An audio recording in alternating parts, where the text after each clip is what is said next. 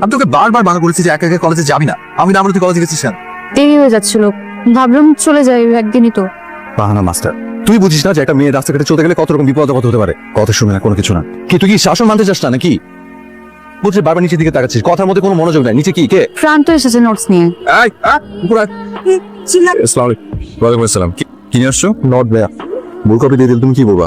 Photo গুলো রাখছি ভাইয়া। এত জনদরদি ছাত্র তো আমি জীবনে কোনোদিন দেখি নাই। আচ্ছা ঠিক আছে, যাও শিবে। প্রতিদিন কেন একটা বুড়ো রিক্সাওয়ালা আমার জন্য দাঁড় করে রাখো? ইয়াং একটা রিক্সাওয়ালা নিয়ে আসবো, বারবার পেছন ফিরে তাকাবে। ঘন্টাতে বসে প্রতিদিন আমার পিছনে পিছনে যে তুমি যাও, আমার বান্ধবী যে খারাপ কথা বলে। কি বলে?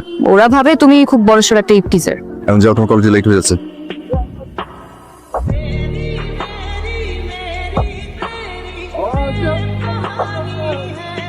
বেশি নাস্তা খেয়ে যা, টেবিলে নাস্তা দিয়েছি। ও একই হলো, এইসব প্রতিদিন তো মানে একই খাবার। আমি মাঝে মাঝে অবাক পেয়ে যাই। মানে এখানে অবাক হওয়ার কি আছে? চাচি, এসব কি? এই হাবিজাবি কি এনেছি? নিশ্চয়ই মুনা। প্রতিদিন কলেজ থেকে ফিরবার সময় এই ফুচকাগুলা নিয়ে আসো। আজকে ইউনিভার্সিটি গেট থেকে 3 বার বেরোচ্ছে। প্রথমবার বের হয়ে চটপটি,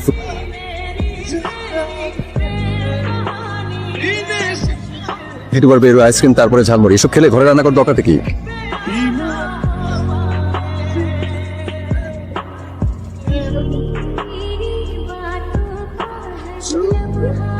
আমাকে তো আর বিকালে কেউ ঘুরতে নিয়ে যায় না। তুই না থাকলে যে আমাদের কি অবস্থা হতো। বস। বাবা কিন্তু ডাক্তার কাছে যাবো।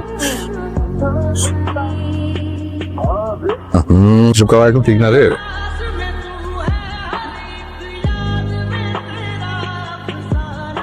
শোন, থ্যাংক ইউ। আচ্ছা একটা বড় গেট থেকে বের হোস নি। আমি না জানি তুমি সারাদিন দাঁড়িয়ে দাঁড়িয়ে দেখো। আমি আমার ফ্রেন্ডকে বলে ভিতরে নিয়ে গিয়ে খেয়ে ফেলেছি। আচ্ছা মা, তুমি আমাকে একটা কথা বলো, বাবা মা ভাই বোন এদের বাইরেও যদি কেউ কেয়ার নেয়, তা সেটাকে কি বলে? ভালোবাসা বলে। তুই আবার কারো প্রেমে পড়েছিস নাকি? মা, প্রেমে তো আমি পড়ে গেছি, কিন্তু ফুচকার। ফুচকা ছাড়া কারো সাথে না আমার। আমরা কিন্তু হ্যাপি ফ্যামিলি, যারা অলওয়েজ হ্যাপি মুডে থাকে। দুঃখ কষ্ট দারিদ্র যাই আসুক না কেন, সব সময় মুখে হাসি লেগেই থাকে। হঠাৎ এসব কথা কেন বলছো? এই আমাদের বুয়া কি অখাদ্য কুখাদ্য, কিন্তু আমরা এটাকে অমৃত মনে করে খাই। হ্যাপি ফ্যামিলি না? এই রান্না আর মানা যাচ্ছে না, সহ্য করতে পারছি না। দিন দিন খাওয়ার মান যে লেভেলে কমছে, নতুন বউ খুঁজে তো আরেকটা ঝামেলা, তাই না? টেম্পোরারি বুয়া না খুঁজে পার্মানেন্ট বুয়া না। বাবু তুমি কি তখন আমাকে অপমান করলে? হবু বউকে তুমি বুয়ার সাথে তুলনা করছো? জীবনে কোনদিন আমার জন্য একটা ভালো বউ বের করতে পারবে?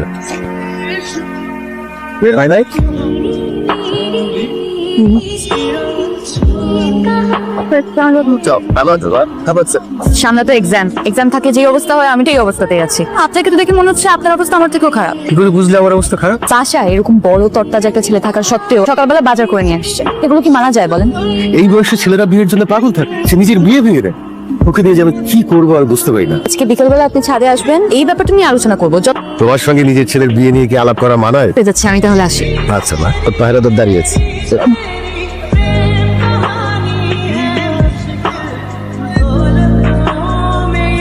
কি হয়েছে? নামতে গিয়ে বাংলা থেকে বাট ভীষণ। আমি আগে রিক্সা যাবো। তো কি তুমি বাইক চালাতে পারো? ডাইরেক্ট বাইক চালাতে। সাউথ চাচা কি হচ্ছে ওর এখন? তুই খেয়েছিস কিছু? না খাইনি। বাবা তো ও কি ঘুমাচ্ছে নাকি? আচ্ছা সব থেকে দেখে আসছি। ঘুমিয়ে গেছে। তুই ওষুধটা খাইয়ে দিবি না? আসছে ঝাঁকি আসলো।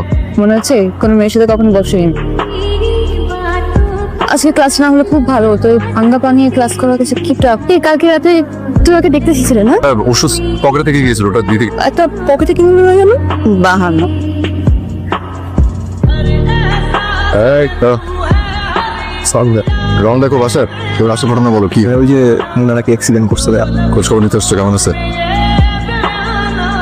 দেখো, এখানে কি দেখা রিপোর্ট দেখাই। এই তাকাও, এদিকে তাকাও, দেখছো? এবার বুঝছো কেমন আছে? সরাসরি দেখা করলে ভালো হতো না? এত রাতের বেলা একটা মেয়ে বেটিমে যাওয়া কেমন দেখায় না? আরেকদিন আসবো, এসে দেখে যাও। যাও। ওয়ালাইকুম আসসালাম।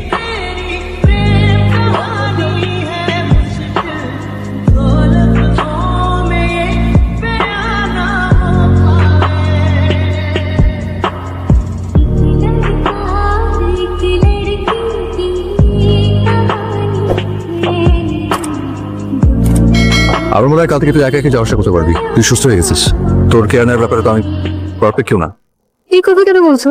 তুমি অনেক কেয়ার নাও, 1 মিনিটের জন্য চোখে আলো হতে দাও না। তা থেকে আদৌ কোনো লাভ হচ্ছে? এক ছেলে এসে তোকে ফুল দিয়ে যাচ্ছে, তুই যখন লুকিয়ে লুকিয়ে তোর মনে ইচ্ছে পূরণ করবি তখন আমার গার্ড দিয়ে কি লাভ? এই কথা? আর ফুলগুলো আমি ওকে বলেছিলাম একজনকে দিব বলে। তার মানে তোর ফুল দেওয়ার কেউ একজন আছে? হ্যাঁ তা আছে। তাহলে কি আর, তাহলে তো আমি পড়েই ব্যর্থ। রাখেন থামা। Happy birthday. যে মানুষটা আমার এত কেয়ার করে, জন্মদিনে ফুল কিনে তাকে আমি উইশ করতে পারবো না? বাই।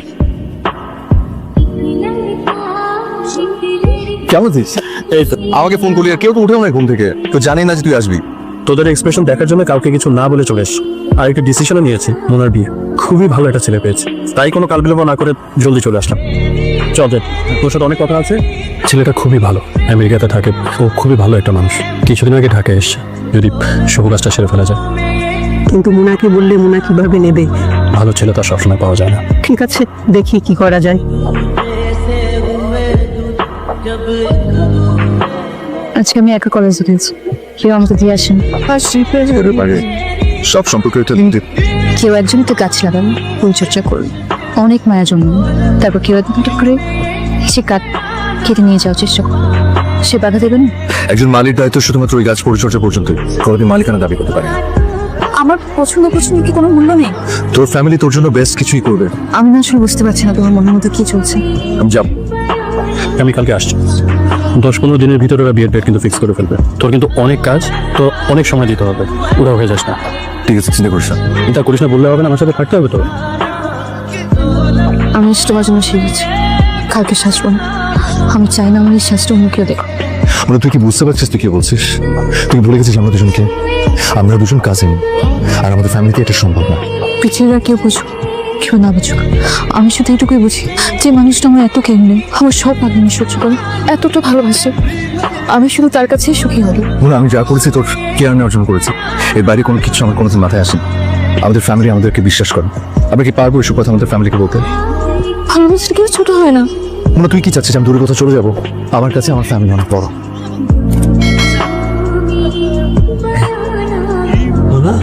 কি হয়েছে, কাঁদছিস কেন? আমাকে খুলে বল।